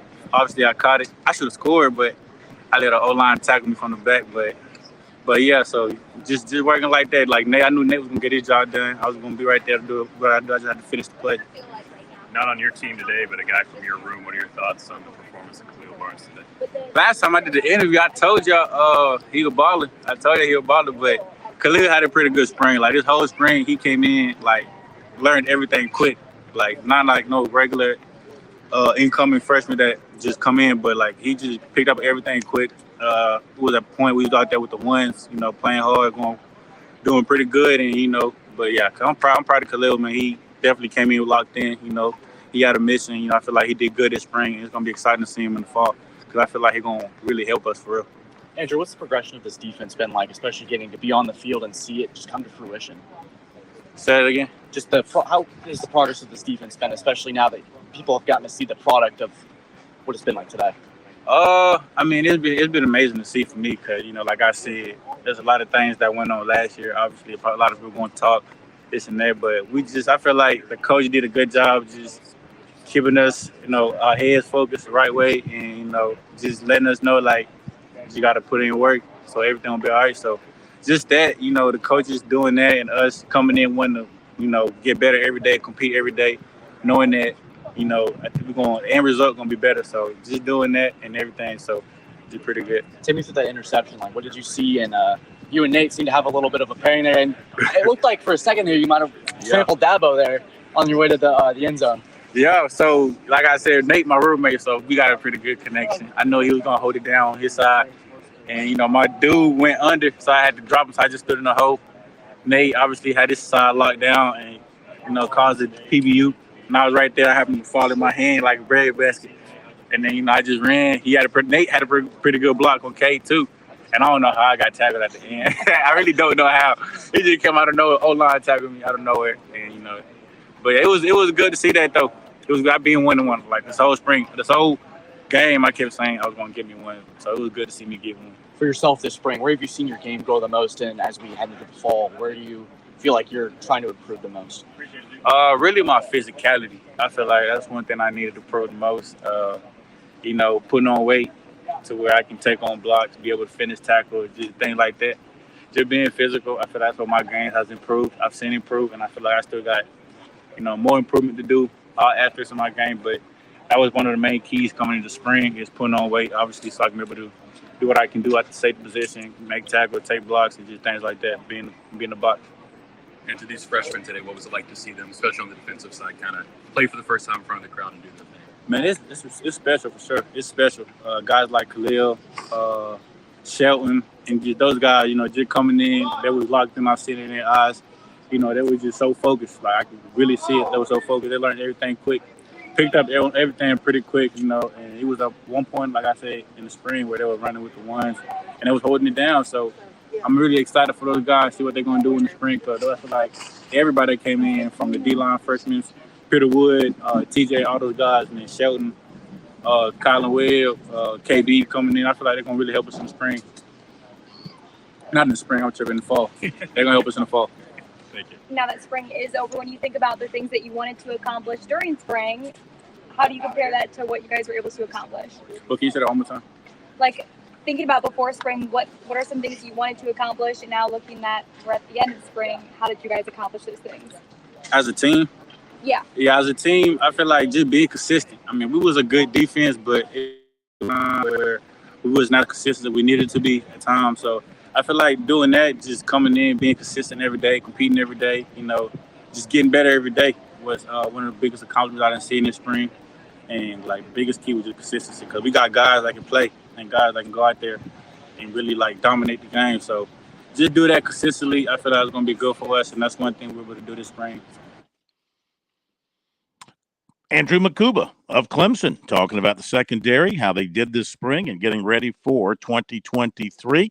Let's dive into recruiting. Well, I'll tell you what, before we do that, as we do that, let me update USC Florida.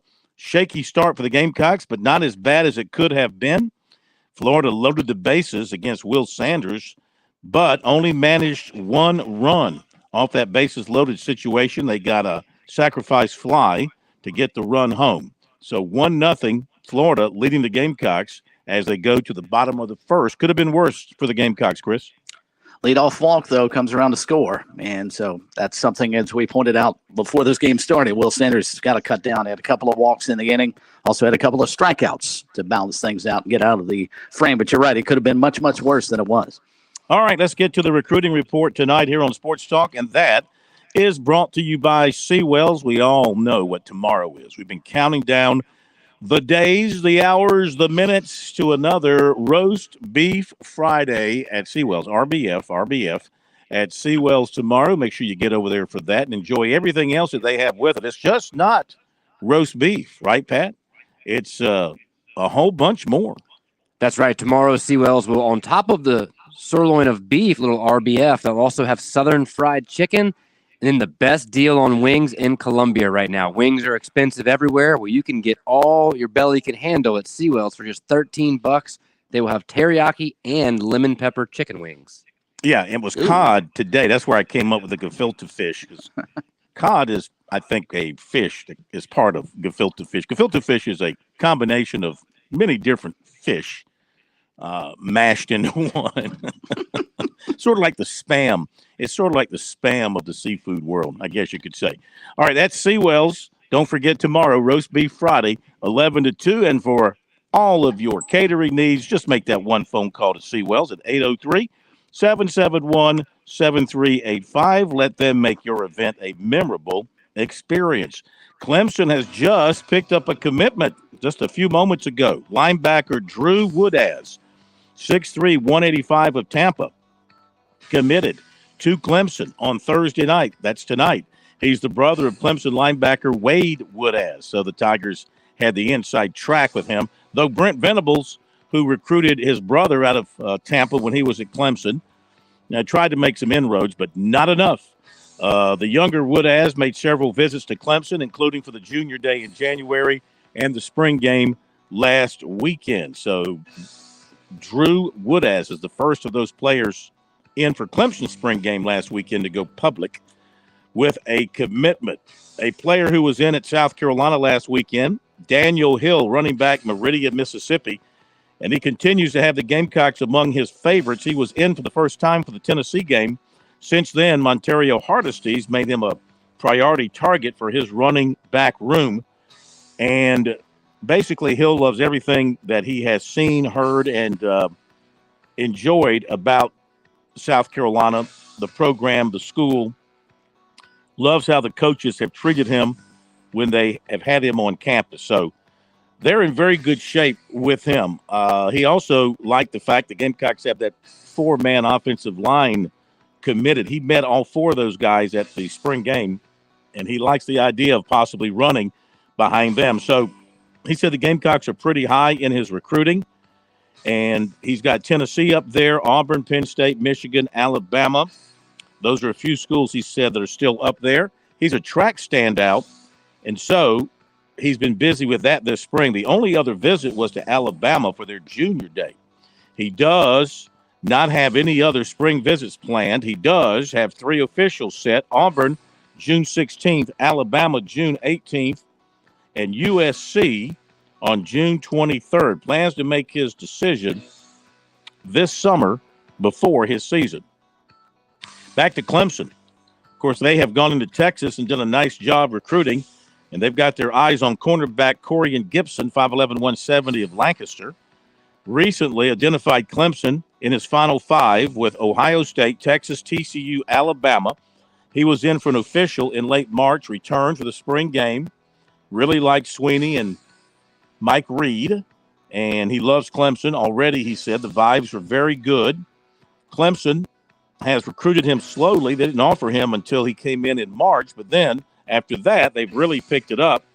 And he said Sweeney told him they don't offer a lot of guys, and he said that's why they never have a number 1 recruiting class. He said that's not what they want, Sweeney. That's not what they want, but they are consistent with winning and with their coaches, Sweeney told him. He likes the fact that Mike Reed's been there 11 years and Sweeney's been there 17 years. He, too, is a track standout, a 10.7 in the 100 meters. So he said Reed wants him at corner because he loves his speed and he can put that speed to good use. Gibson, it's spelled with a P, not a B, Gibson, set for an official visit to Clemson June 2nd. Also has officials to Alabama June 9th and Texas June 23rd. And he's got a bunch of other major offers. Defensive end Justin Green of Lawrenceville, Georgia, set an official to USC for June 9th. He has Georgia the week before. Running back Jaden Scott of Stockbridge, Georgia, who had a USC offer and had them on his short list, committed to NC State last night. USC target in basketball, Dayton transfer 6'10" Mustafa Amzil tweeted that he is getting closer on his decision. I mean, all he tweeted was a little arrow and the word soon written next to it in very, very small font. Very small font. I didn't check to see if he still has a blue check. So if he's blue checked, that's a good thing. He visited USC, New Mexico, Memphis, and I think Miami was his other visit. Syracuse transfer guard Joe Girard. Have to catch myself. I always want to say Girardi. Joe Girard is taking an official visit to Clemson this weekend, and he's coming off a visit to LSU. And let's see, that was reported by several of the basketball pundits out there. And former Wofford forward 6'6" Messiah Jones is transferring to Towson. There you go with recruiting on this Thursday night right here on Sports Talk. South Carolina's tied it up. Do you want to tell them how? Ethan Petrie with his 19th home run of the season, another no-doubter. I mean, he's going to leave Justin Smoke in the dirt, or in the smoke, so to speak, in terms of that freshman home run hitting record. I mean, this kid is amazing. He has been and it's funny that Mike Morgan pointed him out and said, well, Ethan Petrie makes a big deal for them. And he's right. He has just been sensational. Okay, going to hit the break. When we come back, we'll hear from some Gamecocks one more time from their spring game. We're going to talk to the tight ends. Well, they're going to talk to us, 2 of the tight ends, Trey Knox and Josh Simon, and much is expected of both of those transfers. You'll hear what they had to say from the spring game coming up in a moment.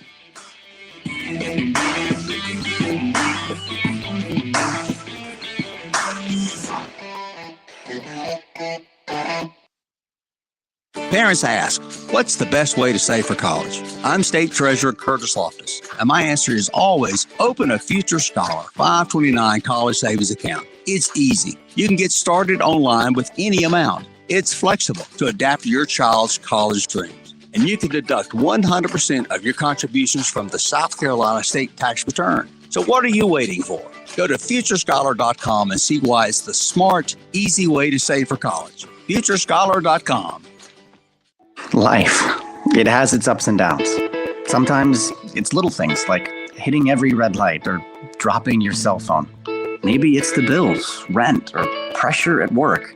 But when it comes to the South Carolina Education Lottery, you should never feel like playing will solve everything. The lottery is a game. It's played for fun.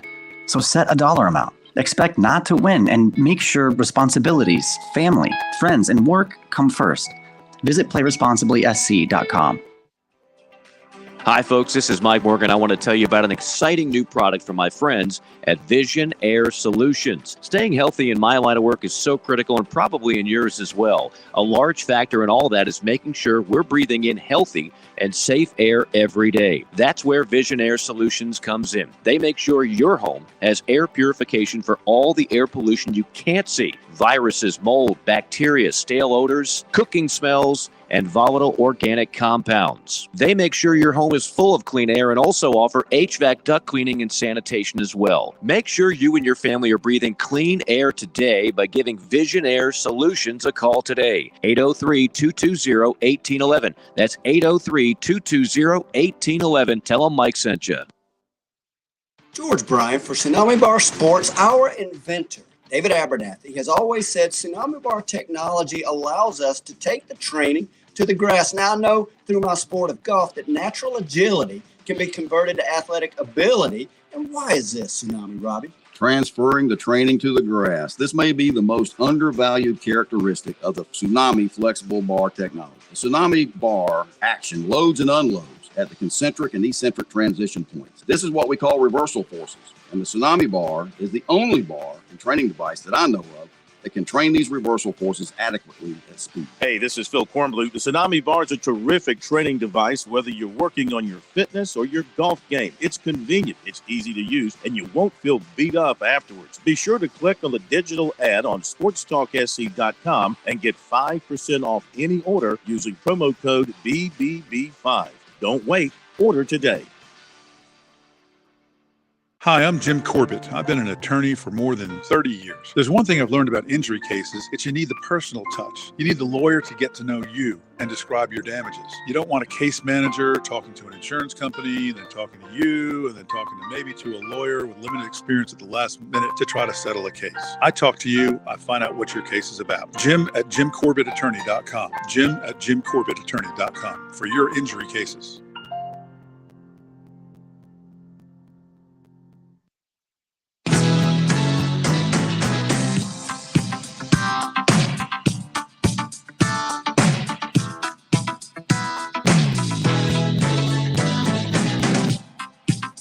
Back we are. It's 1-1, top of the second. USC, Florida. Florida, 2 out. So Sanders kind of settling down in inning number 2 after having a workload. In inning number 1, USC football now on a bit of a break until they come back for their summer work in just a couple of short weeks. After the spring game the other night, 2 of the players that came in to speak with the media, 2 of the tight ends, 2 transfers, Trey Knox and Joshua Simon, both going to be big impact players for the Gamecocks this coming season. Here's some questions and answers. Trey, quite a debut tonight. I know it's a spring game and everything, but how big of a piece of an offense do you think you can be for this team?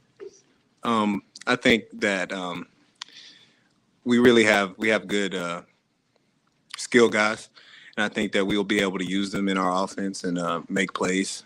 We're very talented as an offense, and we'll be able to. We have so many guys and so many weapons that everybody has to get used. Trey, can you talk about how you and Spencer have really built a very quick chemistry together, though, that he's got you to look at now? He's got juice and all, but just the weapons you feel like you've got on offense this year. We're very deep, and we have a lot of guys that can play. This guy right here, also very, very good, very talented guy. And we can just plug and play guys. For what? We can just plug and play guys, man, and we have a lot of talent. And Spencer, he's a great quarterback, man. He's very smart, strong arm, and he's very intentional. He knows what he's doing. He knows who to look at, what to read, where to place the ball, what shoulder. If I'm coming out of a stick route, what shoulder to put it on so that I can avoid the defender. He thinks about all those things, and he's very cerebral. And you just love playing with guys like that are on the same page as you are, and it makes the game fun. Looked like you guys were mostly in 11 personnel today. Were you guys at all lobbying for some of the 2 tight end sets, or just wanted to keep that a little secret, or keep that in the bag for the actual games? That's you.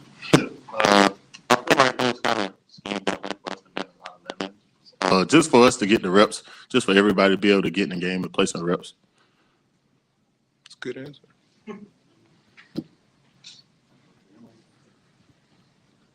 For both of y'all, you got to play with a lot of different quarterbacks tonight. Just what did you see from some of the younger guys, catching passes from them? What I seen a lot of potential. I just seen, we've been building together for a long time, playing together. Well, not for a long time, since January.